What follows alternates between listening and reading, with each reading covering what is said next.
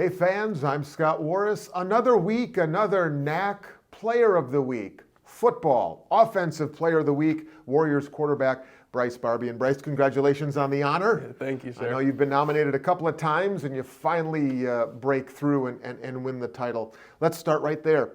42-14, the win at Eureka. The team's won 3 straight. You go 12 out of 22. 296 yards, 4 touchdowns, no picks. 3 straight wins. You're playing well, and the team's playing well. Yes, Talk about the win over the Red Devils. Yeah, I mean, we started off pretty slow. Special teams came up big time with the first score of the game. And then second quarter, we kind of just found it. Scored a couple times. I knew we were able to get Corby his first college touchdown, so that was big. And just make a couple big plays over the top, which was huge for us. Big plays, I think that's probably the theme of that game. I mean, 25 yards per completion. You and I were looking at the team game stats a couple of minutes ago, and if you just look at the stats, you go, man, Eureka ran away with it. But you guys, big plays on offense, on special teams, on defense, and that seems to be the theme in these 3 straight wins. Complementary football in all 3 phases. Yes, sir. We're definitely growing as a team. I mean, that defense is something else right now. Special teams is coming along since those first 2 games. And then, I mean, the young O-line is growing. Receivers are making plays. I mean, it just makes my life easy.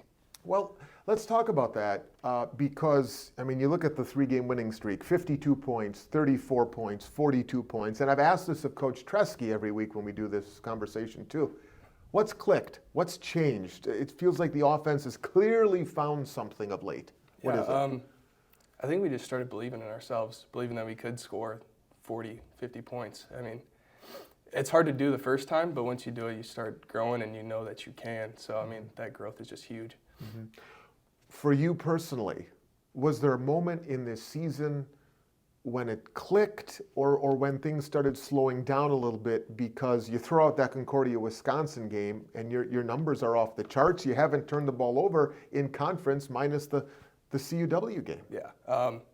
That St. Norbert game was huge for us. I mean, tough loss, but that fourth quarter it's not one of those games you prepare for. You kind of just got to put your head down and make the plays when they're there. I mean, picking myself up off the ground and just moving around and making my own space and finding my receivers down the field. I mean, you can't prepare for that, and when you're just not thinking about the X's and O's of football and you're just making plays, it definitely clears your mind and you're able to do more. Yeah, when you hear athletes talk about it all the time at every level, when you're just able to go out there and play, and it's much more natural. You're doing less thinking. Mm-hmm. I mean, it's still the preparation and everything, but you allow your instincts to kind of take over. 100%. Yeah. Let's take a step back for just a second. You're a first-year Warrior. You've had a heck of a journey to get to Wisconsin Lutheran College. You're a native of Cudahy and Cudahy High School, but take us through your journey, even in the last year or 2, that gets you to be a Warrior. It's pretty wild, man. Yeah, it's a long, long story. So graduated 2021 from Cudahy High School, right in the midst of COVID. Yeah. Lost a bunch of offers and different stuff like that. Decided to take the prep school route. Made the 10-hour trip down to Alabama. Played a season there, took a couple college credits. Got offered at Wittenberg University out of there. Played JV there. Probably was never going to start there. Knew that. And then last semester, said I want to be closer to home, pay a little bit less money. So I went to Whitewater for a semester. And the chances of playing there are very slim. They're a great program. So honestly, my thoughts were hanging up the cleats and being done with football. I knew they had baseball tryouts. I've always played baseball, so I was thinking about maybe trying that out. But man, I just love football. I really wanted to play. I've known Coach Tresky and Coach Slavens for a while through a couple of the tricky quarterback camps that I've done, and they just welcomed me in with open arms when I texted them. So you didn't commit to WLC until basically this past summer, yes, just sir. A few months ago. Yeah. And here you are starting quarterback and being very good at starting quarterback. But you mentioned in your journey there, so you almost gave it up. I mean, you were at the point where you said this football thing, it just might not be meant to be. Take me through that decision, or how close you came to making that decision, I should say. Well, honestly, it was, man, I just knew I wasn't going to be able to play. So, I mean, I've been to so many schools already. I mean, yeah, I want to play, but like I get made fun of already by my friends. Just this is your fourth school. I mean, it's all fun and games, but like obviously you don't want to keep transferring and being one of those guys that's like known for quitting. But I mean, just finding a place that felt like home, and I think I found it here. I mean, that's big for me. So what did going through that journey, including almost giving up the game, what has that done to make you a better person now and a better player here at Wisconsin Lutheran now? Yeah, so one of the things Tresky brought up to me was we've got a lot of guys from everywhere here. A lot of guys from Texas, Florida. And being close to home and having done that 10 hours away from home, you don't have your parents there with you, stuff like that. I mean, I'm one of those guys that, like, you can come over to my house if you need to. I've done the whole thing. We can talk. I mean, I can tell you how I got through it, and we can both just have a conversation about it if you need it. I mean, that's one of the guys I'm going to be. What does that mean for the relationship that you have with your teammates, whether it's on the offensive side of the ball and the weaponry there, or the defense, or anybody else in uniform? Do you see yourself as a leader, a team leader in that regard because of that? I try to be. The most I can. I've never been really a big hoorah guy, never been outspoken. But you can lead in different ways. Yes, sir. I try to just lead by example, go out there and work every day.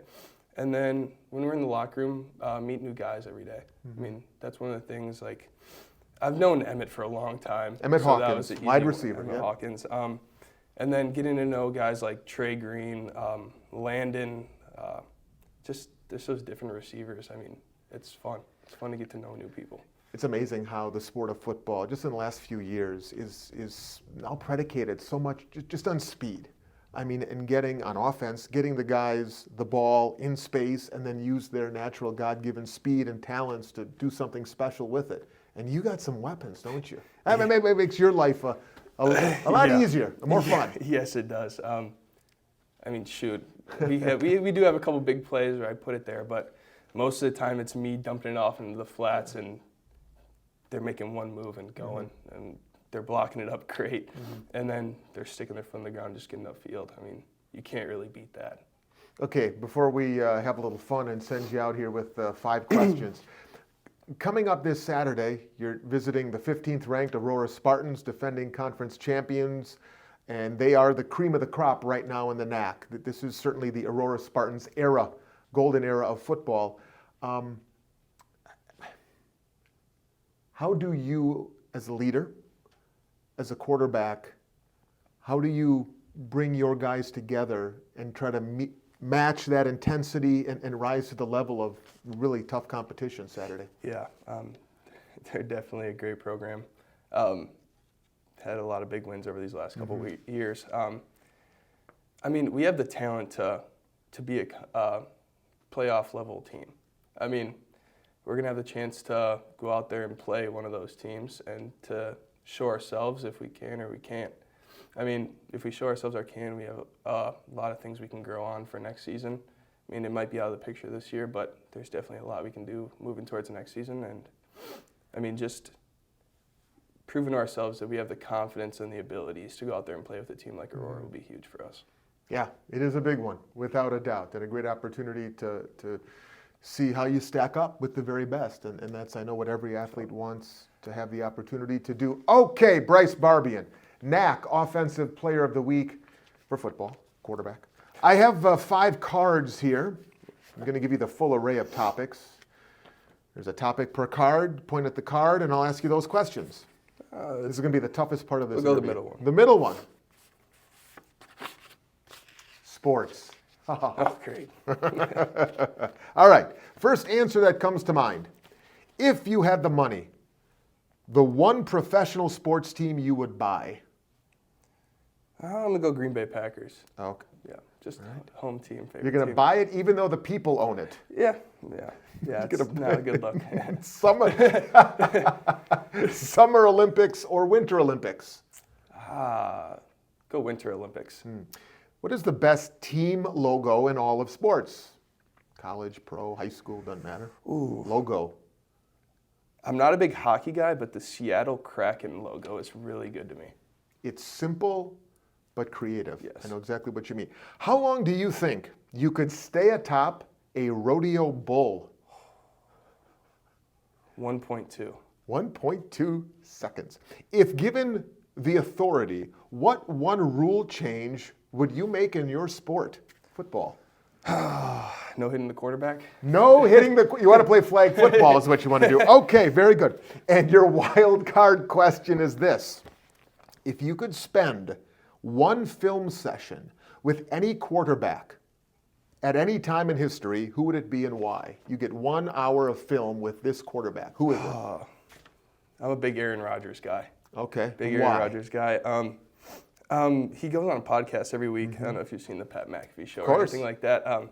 So I watch those every Tuesday, and he's just an open thinker and just seems like a great guy to talk to and just very knowledgeable about the game. So I think that's one of the reasons Bryce Barbian and Aaron Rodgers sitting through film. Bryce, congratulations. Keep it rolling. Warriors at Aurora this Saturday. Barbian and company will be there. Thanks for watching.